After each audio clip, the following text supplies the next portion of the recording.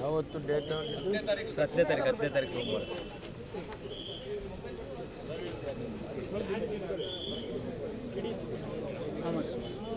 ಹತ್ತನೇ ತಾರೀಕು ಉದಯಗಿರಿ ಪೊಲೀಸ್ ಸ್ಟೇಷನ್ನಿನಲ್ಲಿ ನಡೆದಂಥ ಘಟನೆ ಬಗ್ಗೆ ಈಗಾಗಲೇ ತಮಗೆಲ್ಲ ಅನೇಕ ವಿಚಾರಗಳನ್ನು ತಾವೆಲ್ಲ ಇಡೀ ದೇಶಕ್ಕೇ ತಿಳಿಸಿದ್ದೀರ. ನಾನು ಇವತ್ತು ಬಂದಿರತಕ್ಕಂಥ ಉದ್ದೇಶ ಈ ಘಟನೆ ಯಾಕಾಯಿತು ಮತ್ತು ಯಾರಿಂದ ಆಯಿತು ಅಂಥೇಳಿ ಏನೇನು ತನಿಖೆ ಮಾಡೋದಕ್ಕೆ ಆದೇಶ ಮಾಡಿದ್ದೇವೆ. ಹಾಗಾಗಿ ನಾನು ಕೂಡ ಈ ಸ್ಟೇಷನ್ಗೆ ವಿಸಿಟ್ ಮಾಡಿ ಫಸ್ಟ್ ಹ್ಯಾಂಡ್ ಇನ್ಫಾರ್ಮೇಷನ್ ಏನಿದೆ ಅಂತ ಹೇಳಿ ತಿಳ್ಕೊಳ್ಳೋದಕ್ಕೆ ಬಂದಿದ್ದೇನೆ. ಅಧಿಕಾರಿಗಳು ನನಗೆ ಎಲ್ಲ ವಿಚಾರಗಳನ್ನು ತಿಳಿಸಿದ್ದಾರೆ. ಮೇಲ್ನೋಟಕ್ಕೆ ಅವರಿಗೇನು ಮಾಹಿತಿ ಇದೆ ಅದೆಲ್ಲವನ್ನು ಕೂಡ ನನಗೆ ಹೇಳಿದ್ದಾರೆ. ಆದರೆ ಈಗಾಗಲೇ ನಾವು ತನಿಖೆಯನ್ನು ಆದೇಶ ಮಾಡಿರೋದ್ರಿಂದ ಅದು ಯಾವುದು ಕೂಡ ನಾನು ತಮಗೆ ವಿಷಯಗಳನ್ನು ಹೇಳೋದಕ್ಕೆ ಸಾಧ್ಯ ಆಗೋದಿಲ್ಲ. ಇದಕ್ಕೇನು ಕ್ರಮ ತಗೋಬೇಕು ಅದನ್ನು ಖಂಡಿತವಾಗಿ ತಗೊಳ್ತೇವೆ. ಯಾರು ಈ ಘಟನೆಗೆ ಸಂಬಂಧ ಇದ್ದಾರೆ ಅವರಿಗೆ ಕಠಿಣವಾದಂಥ ಕ್ರಮವನ್ನು ಕೂಡ ತಗೊಳ್ತೀನಿ. ನಾನು ಈಗಾಗಲೇ ಘಟನೆ ಆದ ದಿವಸನೇ ನಾವು ಆದೇಶ ಮಾಡಿದ್ದೇವೆ.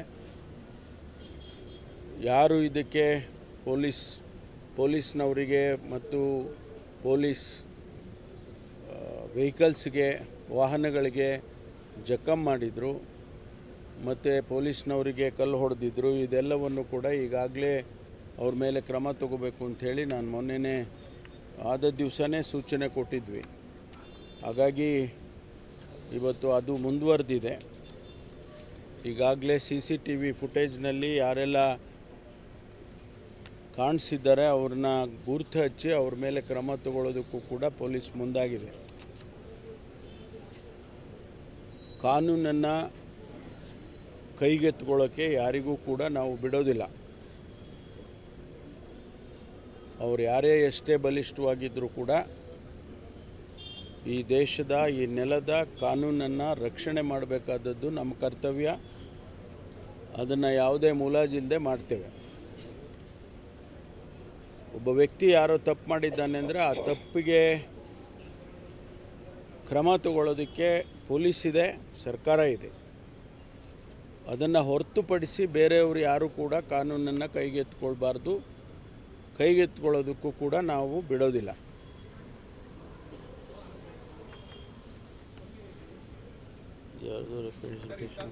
ಸೂಕ್ಷ್ಮ ವಿಚಾರಗಳಲ್ಲೂ ಸಹ ತಮ್ಮ ಪಕ್ಷಗಳು ಸೇರಿದಂತೆ ರಾಜಕಾರಣ ಮಾಡುವಂಥದ್ದು, ಆರೋಪ ಪ್ರತ್ಯಾರೋಪ ಮಾಡುವಂಥದ್ದು ಎಷ್ಟರ ಮಟ್ಟಿಗೆ ಸರಿ ಅಂತ ನೋಡಿ. ಪೊಲೀಸ್ ಇಲಾಖೆಗೆ ಪಕ್ಷ ಮುಖ್ಯ ಅಲ್ಲ. ಪೊಲೀಸ್ ಇಲಾಖೆಗೆ ಕಾನೂನನ್ನು ರಕ್ಷಣೆ ಮಾಡೋದು ಮುಖ್ಯ. ಅವರು ಯಾವುದೇ ಪಕ್ಷಕ್ಕೆ ಸೇರಿರಲಿ, ಯಾವುದೇ ಸಮುದಾಯಕ್ಕೆ ಸೇರಿರಲಿ, ಸಮಾಜದಲ್ಲಿ ಶಾಂತಿಯನ್ನು ಕಾಪಾಡಬೇಕು ಅಂತಲೇ ಪೊಲೀಸ್ ಇಟ್ಟಿರೋದು. ಆದ್ದರಿಂದ ಅವ್ರು ಯಾರು ಗಲಾಟೆ ಮಾಡ್ತಾರೆ ಅದನ್ನು ಆಮೇಲೆ ನೋಡೋದು, ಯಾವ ಪಕ್ಷದವರು ಯಾವ ಸಮುದಾಯದವರು ಅಂತ ಆಮೇಲೆ ನೋಡೋದು. ಮೊದಲು ಕಾನೂನನ್ನು ರಕ್ಷಣೆ ಮಾಡೋದಕ್ಕೆ, ಶಾಂತಿಯನ್ನು ಕಾಪಾಡೋದಕ್ಕೆ ಫಸ್ಟ್ ಕ್ರಮ ತಗೊಳ್ಬೇಕಾಗಿರೋದು ಪೊಲೀಸು. ಆ ಕೆಲಸವನ್ನು ಮುರಾಜಿಲ್ಲದೆ ಮಾಡಬೇಕು. ಕೇಳಿ ಘಟನೆ ಆದಮೇಲೆ ಅವ್ರುಗಳ ಹೇಳಿಕೆಗೆ ಯಾರೂ ನಿಲ್ಸೋಕ್ಕಾಗೋದಿಲ್ಲ. ನಿಮಗೆ ಫ್ರೀಡಮ್ ಆಫ್ ಸ್ಪೀಚ್ ಇದೆ, ನೀವೇನು ಬೇಕಾದ್ರೂ ಹೇಳ್ತೀರ. ಅದು ಹೇಳಬೇಕು ಹೇಳಬಾರ್ದು ಅನ್ನೋದು ಅವ್ರು ತಿಳ್ಕೋಬೇಕು.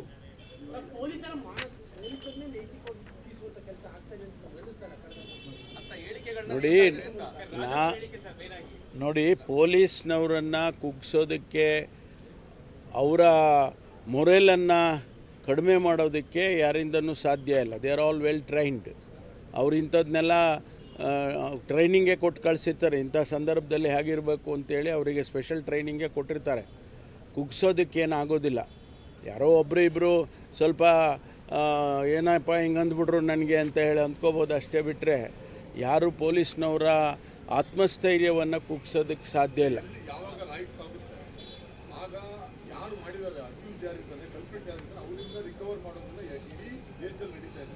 ಇವನ್ in Kerala, even in Telangana, this has happened, but never in Karnataka they are recovered from there. Will you do it ಅಂತ? ಯಾಕಂದ್ರೆ ಇವರು ಬಂದು ಕಲ್ಲು ಹೊಡ್ಕೊಂಡು ಹೋಗೋದು, ಬಟ್ ಪ್ರಾಪರ್ಟಿ ಲಾಸ್ ಆಗಿರೋದು ಯಾರು ರಿಕವರ್ ಮಾಡ್ತಾ ಇಲ್ಲ ಕರ್ನಾಟಕದಲ್ಲಿ. ಅಲ್ಲ, ಅದ್ರ ಬಗ್ಗೆ ನಾವು ಅನೇಕ ಚರ್ಚೆಗಳನ್ನು ಮಾಡ್ತಾ ಇದ್ದೇವೆ. ಉತ್ತರ ಪ್ರದೇಶದಲ್ಲಿ ಒಂದು ರೀತಿ ಆದರೆ ಮಧ್ಯಪ್ರದೇಶದಲ್ಲಿ ಇನ್ನೊಂದು ರೀತಿ ಇರುತ್ತೆ. ಉತ್ತರ ಪ್ರದೇಶದಲ್ಲಿ ಬುಲ್ಡೋಸರ್ ತೊಗೊಂಡೋಗಿ ಅವ್ರ ಮನೆಗಳನ್ನು ಕೆಡವುತ್ತಾರೆ. ಅಷ್ಟು ಮಟ್ಟಿಗೆ ಅವರು ಶಾಂತಿ ಕಾಪಾಡೋದಕ್ಕೆ ಅವ್ರ ಕ್ರಮ ಅದು. ಕರ್ನಾಟಕದಲ್ಲಿ ಅಂಥ ಪರಿಸ್ಥಿತಿ ಬಂದಾಗ ನೋಡೋಣಂತೆ ಮುಂದೆ. ನಮಗೆ ಸದ್ಯಕ್ಕೆ ನಮ್ಮ ಜನ ಆ ಮಟ್ಟಕ್ಕೆ ಹೋಗಿಲ್ಲ ಅಂತೇಳಿ ನಮಗೆ ಅನಿಸುತ್ತೆ. ನಾವು ವಿದಿನ್ ಅವರ್ ಲಿಮಿಟೇಷನ್ಸ್ ನಾವು ಅವ್ರನ್ನ ಕಂಟ್ರೋಲ್ ಮಾಡ್ತೇವೆ, ಅದರಲ್ಲಿ ಏನೂ ತೊಂದರೆ ಇಲ್ಲ ನಮಗೆ. ಹೈಯೆಸ್ಟ್ ಡೆನ್ಸಿಟಿ ಇರುವಂಥ ಲೊಕ್ಯಾಲಿಟೀಸ್ ಇದಾವೆ. ಎಕ್ಸಾಂಪಲ್ ಇದೇ ಏರಿಯಾ, ಉದಯಗಿರಿ, ಶಾಂತಿನಗರ, ರಾಜೀವ್ ನಗರ ಇರ್ಬೋದು, ಇದೆಲ್ಲ ಅಡಿಷನಲ್ ಪೊಲೀಸ್ ಸ್ಟೇಷನ್ಸ್ ಕೊಡ್ತಾ ಇದ್ರು. ಈ ಭಾಗದಲ್ಲಿ ಭಾಳ ವರ್ಷಗಳಿಂದ ಕೊಟ್ಟಿಲ್ಲ. ನನಗೆ ಒಂದು ಉದಯಗಿರಿ ಪೊಲೀಸ್ ಸ್ಟೇಷನ್ ಲಿಮಿಟ್ನಲ್ಲಾಗಲಿ ಅಥವಾ ಜನರಲ್ಲಾಗಿ ನಾನು ಮನವಿ ಮಾಡ್ಕೊಳ್ತಕ್ಕಂಥದ್ದು ಜನಸಮುದಾಯಕ್ಕೆ, ನೀವು ಇಂಥ ಸಂದರ್ಭದಲ್ಲಿ ಪೊಲೀಸ್ನವರಿಗೆ ಸಹಕರಿಸಬೇಕು. ಕಾನೂನು ಪ್ರಕಾರ ನೀವು ಕ್ರಮ ತಗೊಳ್ಳಿ ಅಂತ ಅವ್ರಿಗೆ ಹೇಳಬೇಕೆ ಬಿಟ್ಟರೆ ನಾವೇ ಕಾನೂನು ತಗೊಳ್ಳೋದಕ್ಕೆ ಹೋಗಬಾರ್ದು.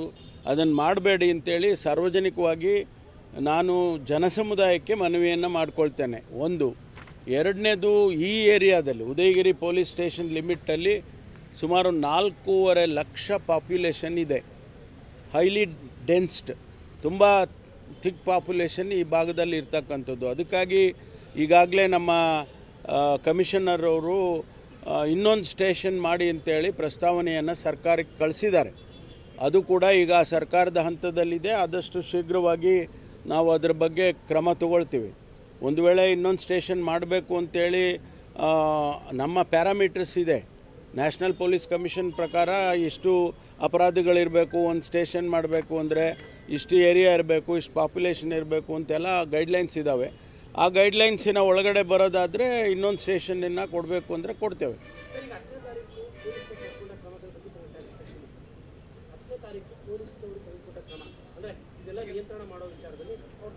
ಅವರು ಇಮ್ಮಿಡಿಯೇಟಾಗಿ ಅವರು ಕ್ರಮ ತೊಗೊಂಡಿಲ್ಲ ಅಂತಲ್ಲ, ಅಲ್ಲಲ್ಲ ಕೇಳಿ, ಇಮ್ಮಿಡಿಯೇಟಾಗಿ ಕ್ರಮ ತೊಗೊಂಡಿದ್ದಾರೆ. ಪೊಲೀಸ್ ಫೋರ್ಸ್, ಅಡಿಷನಲ್ ಪೊಲೀಸ್ ಬರೋಷ್ಟೊತ್ತಿಗೆ ಈ ಘಟನೆ ನಡೆದೋಗಿದೆ. ಆ ನಂತರ ಅವರು ಕಂಟ್ರೋಲಿಗೆ ತೊಗೊಂಡಿದ್ದಾರೆ.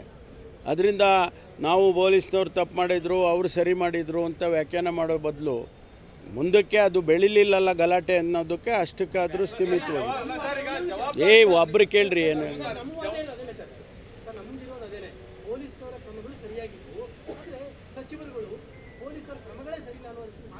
ಆ ಹೇಳಿಕೆಗಳಿಗೆಲ್ಲ ನಾನು ಪ್ರತಿಕ್ರಿಯೆ ಮಾಡೋಕ್ಕೆ ಹೋಗಲ್ಲ. ನಾನು ಜವಾಬ್ದಾರಿ ಸ್ಥಾನದಲ್ಲಿರೋನು, ಪೊಲೀಸ್ ಇಲಾಖೆಯನ್ನು ನಡೆಸ್ತಾ ಇರ್ತಕ್ಕಂಥವನು.